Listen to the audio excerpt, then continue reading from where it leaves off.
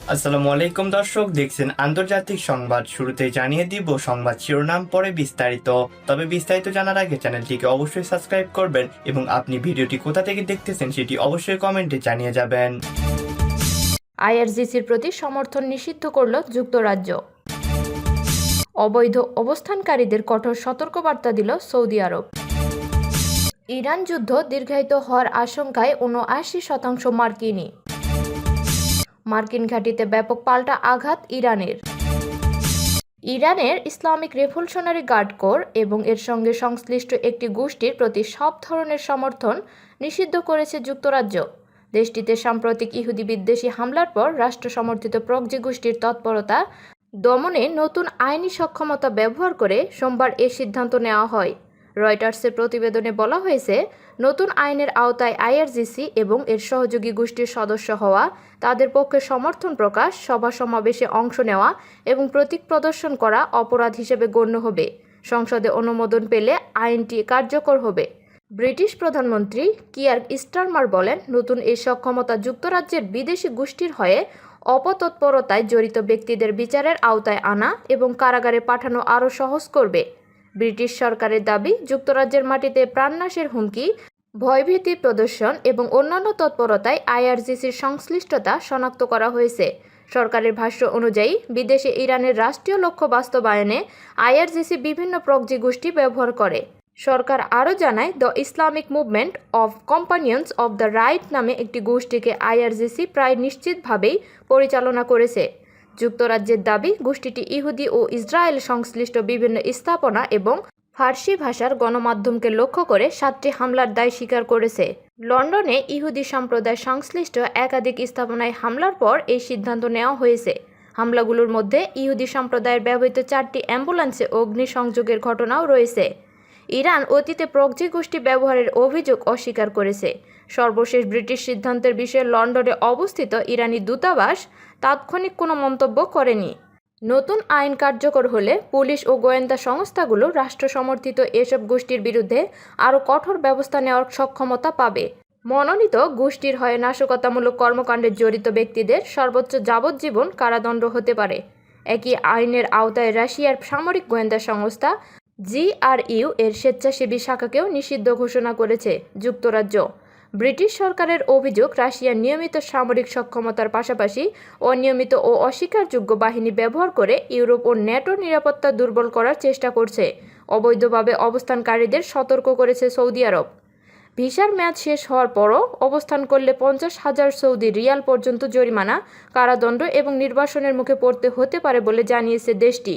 সোমবার গালফ নিউজের এক প্রতিবেদনে এ তথ্য জানানো হয়েছে। প্রতিবেদনে বলা হয়েছে, ভিসার মেয়াদ শেষ হওয়ার পরও অবস্থান করা একটি গুরুতর অপরাধ। এই অপরাধের জন্য সর্বোচ্চ 50,000 সৌদি রিয়াল জরিমানা করা হতে পারে। বাংলাদেশি মুদ্রায় এর পরিমাণ 16 লাখ টাকারও বেশি। জরিমানার পাশাপাশি অপরাধীকে 6 মাস পর্যন্ত কারাদণ্ড দেওয়া হতে পারে। উল্লেখ করে প্রতিবেদনে বলা হয়, একই সঙ্গে তাকে সৌদি আরব থেকে নির্বাসন দেওয়া হবে এবং পরবর্তীতে তার সৌদি আরবে প্রবেশের উপর নিষেধাজ্ঞা আরোপ করা হতে পারে। সৌদি আরবের স্বরাষ্ট্র মন্ত্রণালয় সূত্রে জানা যায়, আবাসন ও শ্রম বিষয়ক আইন কঠোরভাবে বাস্তবায়ন করতে এই পদক্ষেপ নেওয়া হয়েছে। এর উদ্দেশ্য হল প্রবেশ ভিসার অপব্যবহার রোধ করা এবং দর্শনার্থীরা যাতে অনুমোদিত সময়ের চেয়ে বেশি দিন অবস্থান না করেন তা নিশ্চিত করা। স্বরাষ্ট্র মন্ত্রণালয় দেশটির নাগরিক ও বাসিন্দাদের প্রতি একটি বিশেষ আহ্বান জানিয়েছেন। আবাসন, শ্রম এবং সীমান্ত নিরাপত্তা আইন লঙ্ঘনের কোনো ঘটনা সন্দেহজনক মনে হলে তা কর্তৃপক্ষকে জানাতে বলা হয়েছে। এই তথ্য জানানোর জন্য একটি হটলাইন 24 ঘন্টা চালু থাকবে।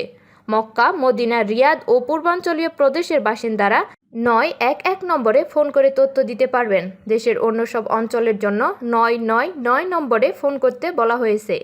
এদিকে নিরাপত্তা ব্যবস্থা জোরদার করা, শ্রমবাজার রক্ষা করা এবং আইন লঙ্ঘনের ঘটনা কমিয়ে আনতেই এই কঠোর পদক্ষেপ কার্যকর করা হয়েছে বলে জানিয়েছে মন্ত্রণালয়টি।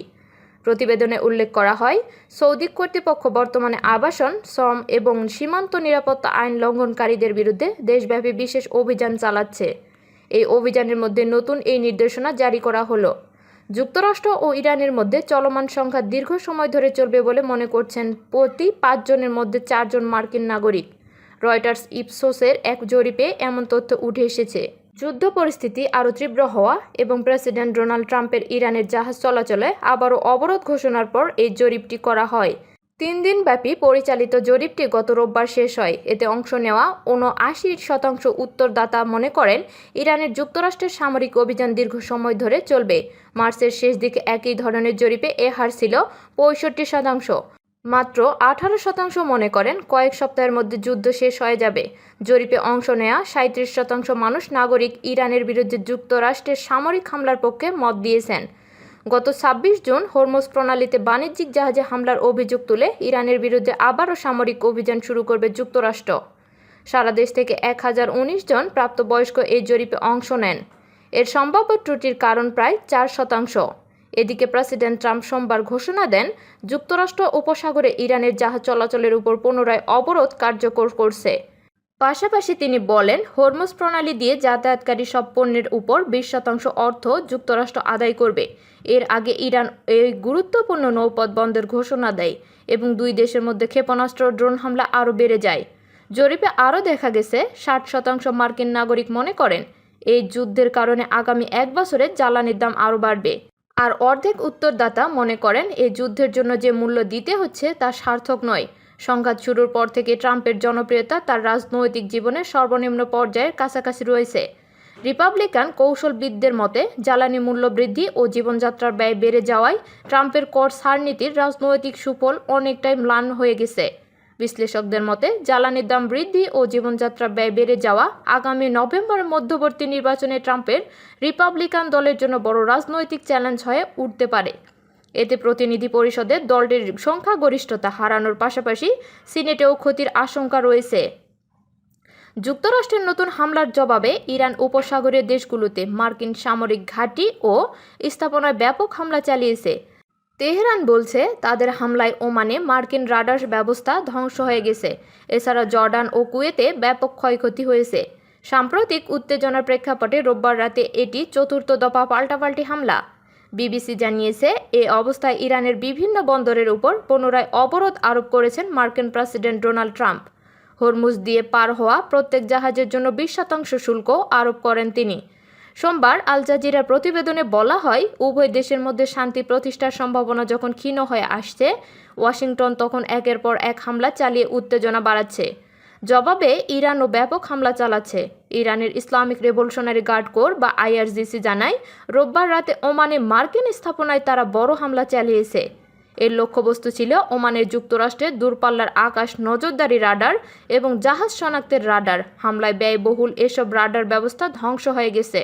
বাহরাইনের জুবফায়ারে মার্কিন সেনাবাহিনীর স্থাপনা ও অবকাঠামো লক্ষ্য করে ক্ষেপণাস্ত্র ও ড্রোন হামলা চালিয়েছে ইরান।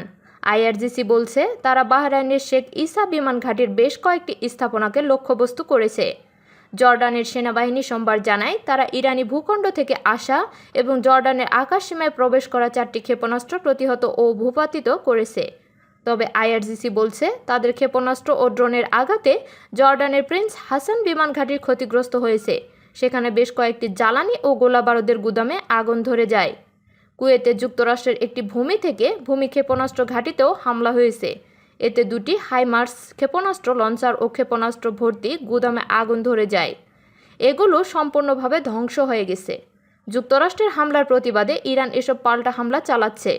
যুক্তরাষ্ট্রের সামরিক বাহিনীর সেন্ট্রাল কমান্ড জানায় হরমুজ প্রণালী দিয়ে নৌ চলাচলের উপর ইরানের ক্রমাগত হামলার সক্ষমতা কমিয়ে আনার লক্ষ্যে তারা নির্ভুল লক্ষ্যভেদী অস্ত্র ব্যবহার করে একাধিক স্থানে ডজন খানেক লক্ষ্যবস্তুতে আঘাত হেনেছে।